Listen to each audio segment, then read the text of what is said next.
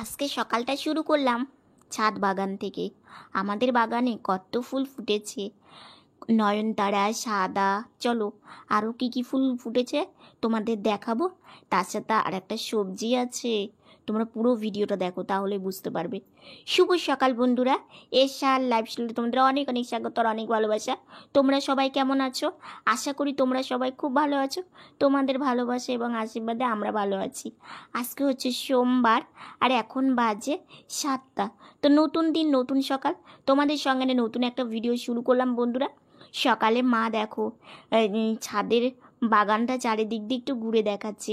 আমার যে কি ভালো লাগছে, আমি তো ছাদে উঠতে পারি না, গাছগুলোও দেখতে পারি না, আর আমার গাছ যে কি ভালো লাগে। আমার ইচ্ছেটা হচ্ছে গাছে থেকে নিজে হাতে ফুল তোলা, কিন্তু জানি না কোনো দিন সেটা সম্ভব হবে কি না। হলে তো আমি খুব খুশি হব। তো এইদিকে দেখো, এগুলো হচ্ছে সাদা ফুল। এই ফুল গাছটাও কত সুন্দর হয়েছে।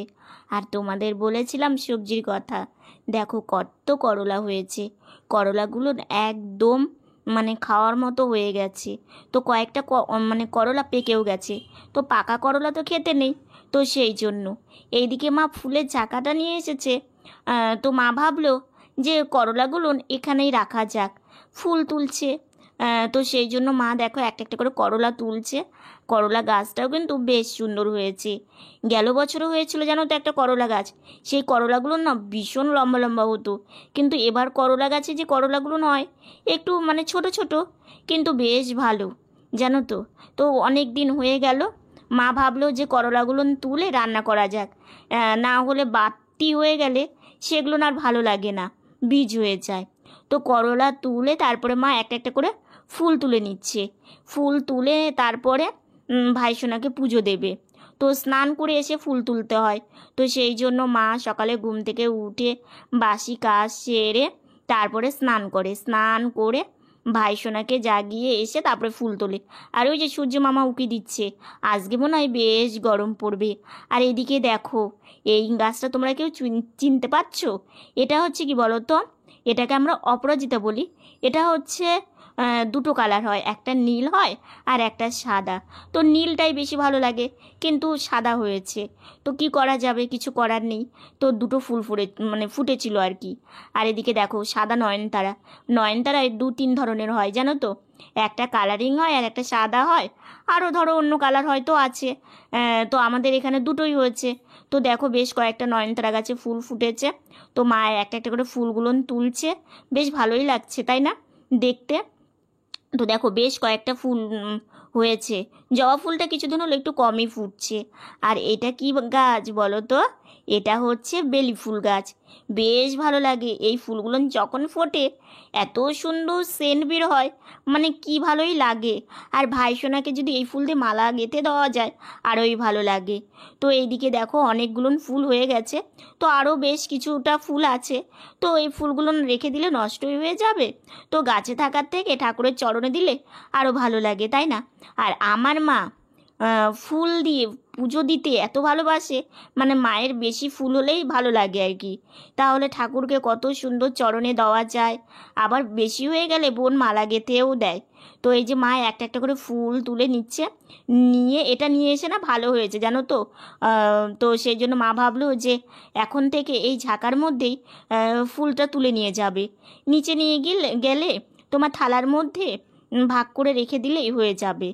আর ক্যারি ব্যাগে নিলে তাহলে কি হয় বলো তো, একটা একটা করে বাছতে হয়, আবার হচ্ছে থালাতে তুলতে হয়, তো অনেকটা সময় লেগে যায়। ফুল তুলে ভাইসোনাকে পুজো দিয়ে এসে মা আমাকে বসিয়ে দিয়েছে। তো বোন ভাবলো আমি বিছানাটা গুছিয়ে নিই। বিছানা গোছানো হয়ে গেলে তারপরে সকালবেলার আমরা সবাই মিলে ব্রেকফাস্ট করব। তো বোন আজকে বাড়িতে আছে, ও আজকে যাবে না, তো সেই জন্যই ও ভাবলো যে এই কাজটা করে নিই। আর বিছানাটা না গোছালে না দেখবে মনটাও ভালো লাগে না, আর সবসময় আমরা বিছানাতেই বেশি থাকি, তো সেই জন্য। তো বালিশগুলো, কোল বালিশগুলো এগুলো সব সরিয়ে রেখে দিচ্ছে। আর বিছানাতে তো লাঠি থাকেই, কারণ মশারি কর্নারগুলো খুলতে আমাদেরও অনেকটা ভালো হয়। সব সময় তো আর মাকে ডাকা যায় না, মা অনেকটা কাজে ব্যস্ত থাকে, সেই কাজ সেরে আসতেও সময় লাগে। তো মাকে এত বিরক্ত না করে যদি এই কাজগুলো নিজে করা যায় চেষ্টা করে বুদ্ধি করে, তাহলে মায়েরও একটু ভালো হয় তাই না। তো সেই জন্য বোন এই যে সব কিছু গুছিয়ে রাখছে, আর মশারির ওই কর্নারটাও খুলে রাখলো, কারণ আবার রাত্রে সেই মশারি টাঙাতেই হবে, তো এইভাবে রেখে দিল, দেখতেও ভালো লাগে, খুব একটা খারাপ লাগে না। আর একটা কথা কি তোমাদের একটা কথা বলি, সেটা হচ্ছে দেখো আমরা সর্বক্ষণ বাড়িতে থাকি, বাইরে খুব কম বেরোই, নড়াচড়াও আমাদের খুবই কম, তো সব রকম খাবারও কিন্তু আমরা খেলে সেইভাবে আমাদের হজম হয় না, অ্যাসিডিটি হয়ে যায়। আর দেখো আমাদের যতটুকু আমরা পারি ততটুকুই আমরা খাওয়া দাওয়া করি, তো আমাদের হয়তো একই রান্না, নিরামিষ রান্না। সবাই এখন সকালকার ব্রেকফাস্টটা করব, এই মাত্রই ফ্রেশ হয়ে আসলাম, তো আজকে উঠতে উঠতে একটু দেরি হয়ে গেছে, কারণ অনেকটা মানে দেরি করেই উঠেছি। উঠে তোমার ফ্রেশ হওয়া কমপ্লিট হয়ে গেছে, ফ্রেশ হয়ে এই যে আসলাম, তো মা বললো অনেকটা বেলা হয়ে গেছে, আর দেরি করো না, খাওয়া দাওয়াটা করে নাও, খাওয়া দাওয়া করে তারপরে একটু বসে থেকে একটু গল্প সল্প করে তারপরে আবার রান্না বসাতে হবে। কালকে রান্না মানে করতে করতে অনেকটা লেট হয়ে গেছিলো, আর ছুটির দিন না একটু রান্না করতে করতে লেটই হয়, কারণ হচ্ছে অন্য দিন যেমন তাড়াহুড়ো থাকে, তো অন্য দিনের মতো মানে ছুটির দিনটা হয় না। আর এই যে আজকেও হচ্ছে ছুটি আছে, তো আজকের দিনটাও একটু এই যে এখন খেতে বসেছি, তারপরে না হলে মানে সোমবার থেকে তোমরা সকাল সকালই রান্না আমাদের এতক্ষণ হয়েই যায়, মানে অনেকটা রান্নাই হয়ে যায়, তো আজকে হচ্ছে একটু দেরি করেই বসাবে। আসলে কি ঠাকুর ঘর থেকে বের হয়ে মানে যেদিন ওর কাজ না থাকে সেদিন ঠাকুর ঘর থেকে বের হয়েই মানে আমরা চা করে একটু চা খাই, মানে একটু বসে চা খাই, মানে শান্তি মতো। আর যেটা যদি ওর কাজে চা খেতে পারি না, প্রথমে এসে আগে রান্না বসাতে হয়, রান্না বসায় রান্না হয়ে গেলে ঠাকুর ঘরে রান্নার ভোগটা ঢুকে দেওয়ার পরে তারপরে মনে করে আমরা চা খাই, ওই 10:30 কোনোদিন 11টা বাজে, ওই জন্যে মানে আজকে রান্নাটা লেট হয়ে যায়। হ্যাঁ, এই যে এখন খাওয়া দাওয়া হবে, তারপরে সবজি টবজি বানাতে হবে, সেগুলো বানায় টনায় নিয়ে তারপরে রান্না বসাতে বসাতে একটু দেরি হয়, এই হলো সমস্যা। কি আর মা অনেক ফুল নিয়ে আসছিল সকালে, তোমরা দেখলেই তো, ফুলগুলো দিয়ে পূজাও দেওয়া হয়ে গেছে।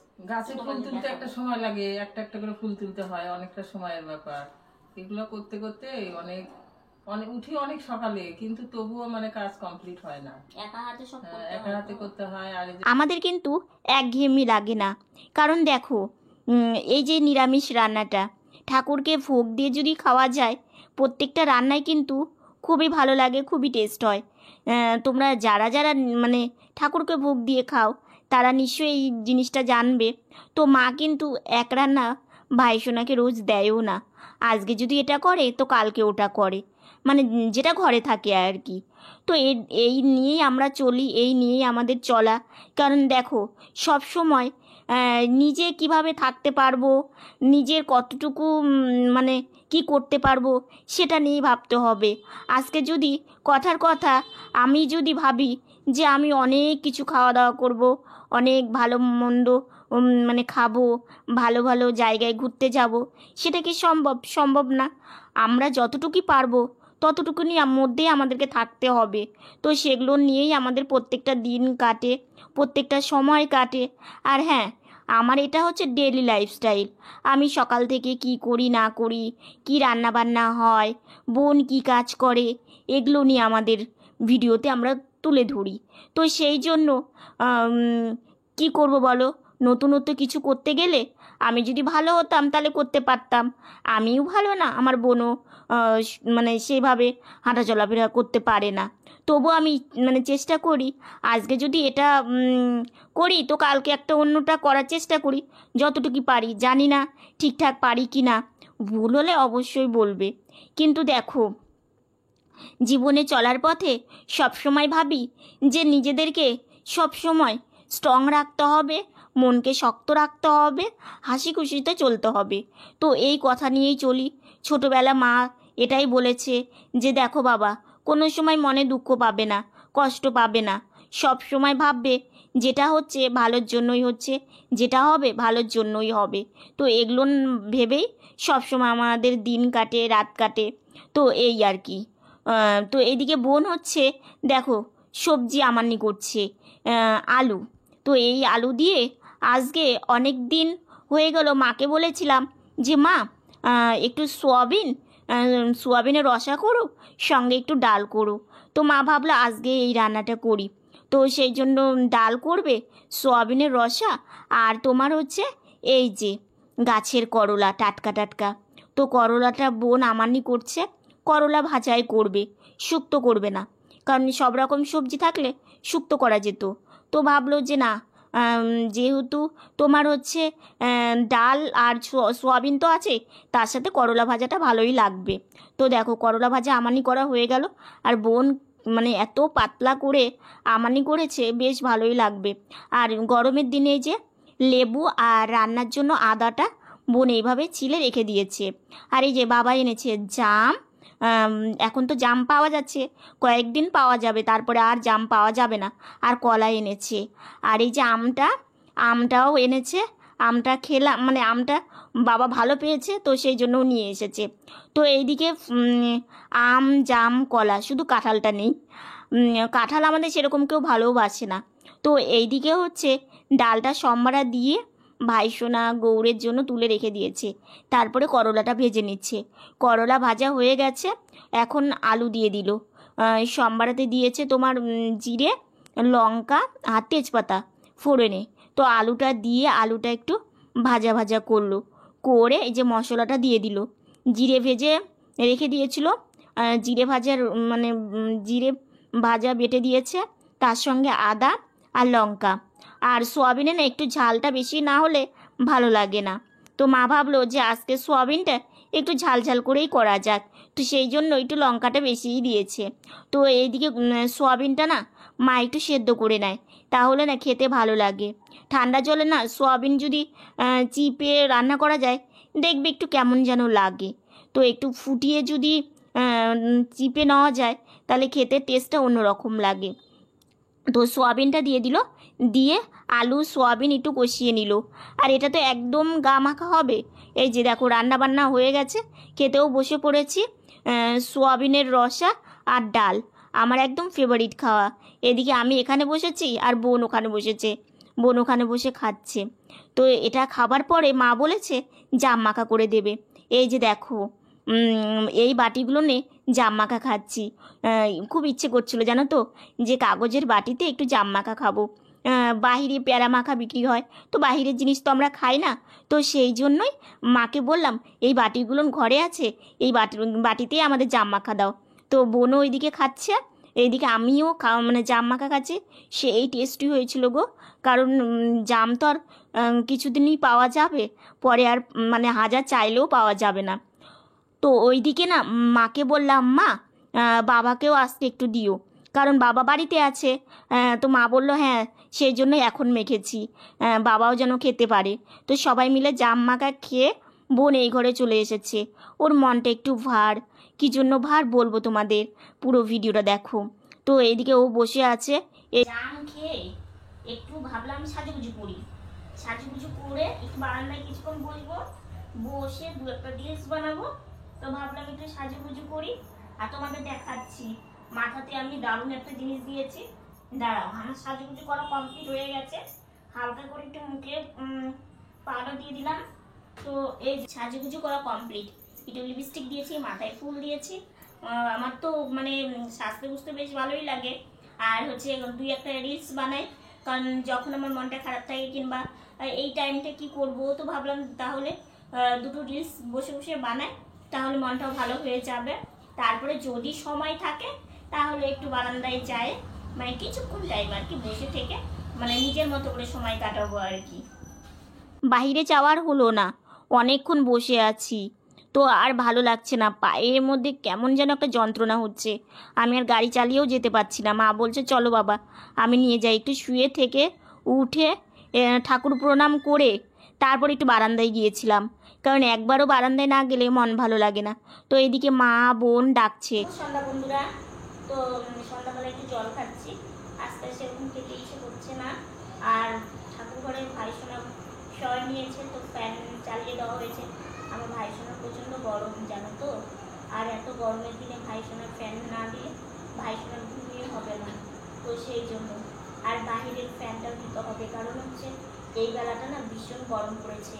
সেই যে কালকে বৃষ্টি হয়েছিল আর আজকে বৃষ্টি দেখা নেই, তো শুধু জল খেয়ে একটু ঘরে গিয়ে একটু শুয়ে থাকবো, কারণ বেশিক্ষণ আমি বসে থাকতে পারি না, তো সেই জন্য।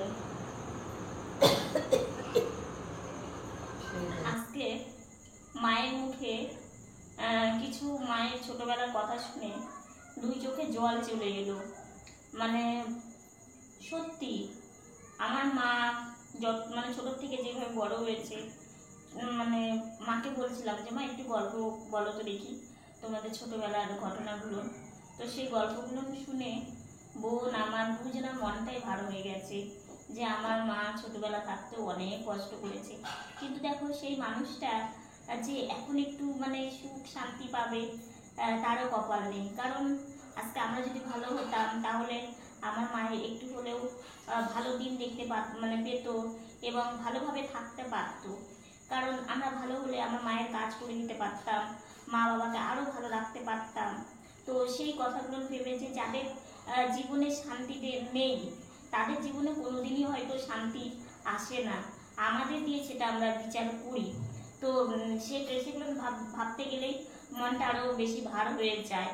তো কি করবো, আর এই জায়গাটা না বেশ ঠান্ডা ঠান্ডা লাগছিল, ঘরে ভীষণই গরম লাগছিল, তো ওই জন্য এই জায়গায় বসে একটু জল খেলাম, খেয়ে মাকে বললাম থাক আজকে চা করতে হবে না, সন্ধ্যাবেলা টিফিনও আর আজকে করার দরকার নেই, এই তোমার হচ্ছে বিকেলের দিকে একটু যা মাকে খেয়েছি, তো সেই জন্যই। তো আজকের ভিডিওটা এতটুকু। ভিডিওটা যদি ভালো লেগে থাকে লাইক কমেন্ট শেয়ার করো। তোমরা ভালো থেকো, সুস্থ থেকো, সাবধানে থেকো।